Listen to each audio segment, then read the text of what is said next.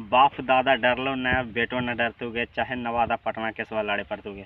इस प्रकार का गाने वाला अश्लील एवं फुहर गायक रोशन रोही अभी कुछ दिनों से सलाखों के पीछे बंद है। आप लोग को पता होगा कि रोशन रोही और किरण सिंह का मामला बहुत दिनों से ही चल रहा था। बीच में शिवनंदन भारती जो पटना हाई कोर्ट का वकील है, उनके द्वारा समझा बुझा कर दोनों का मंदिर में शादी करवा दिया गया था। दोनों रह भी रहे थे अच्छे से।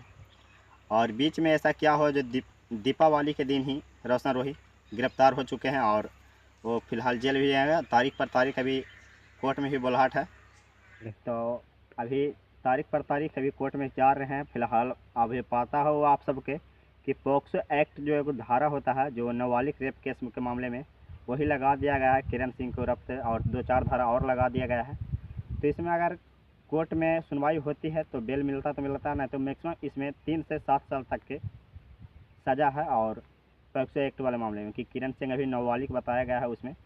देखिए अगर कोर्ट ने क्या फैसला देता है। अगर कोर्ट ने उन्हें किरण सिंह को नाबालिग घोषित कर दिया तो रोशन रोही को 3 से 7 साल के बीच सज़ा काटना होगा, और उसके बाद ही रोशन रोही अपना कोई काम कर पाएंगे, एल्बम गा पाएंगे, अपने दर्शकों की खुश कर पाएंगे, अन्यथा नहीं कर पाएंगे। आप लोग को पता होगा कि पिछले दिन रोशन रोही ये भी गा रहे थे कि पटने में रहा ही न फरार के के लिए मर्डर के 12-17 इसी प्रकार का गाना एकदम रंगतारी है। और तय नहीं कर को गिरफ्तार नीतीश सरकार, इस प्रकार के गाना गाने वाला है।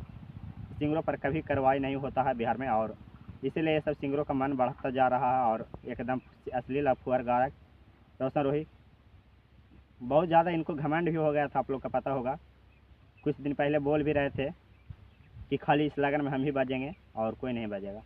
तो ये सब प्रकार का जो इतना भी सिंगर होता है, ये सबको बाइकआउट कीजिए, जिसको जिसको घमंड होता है।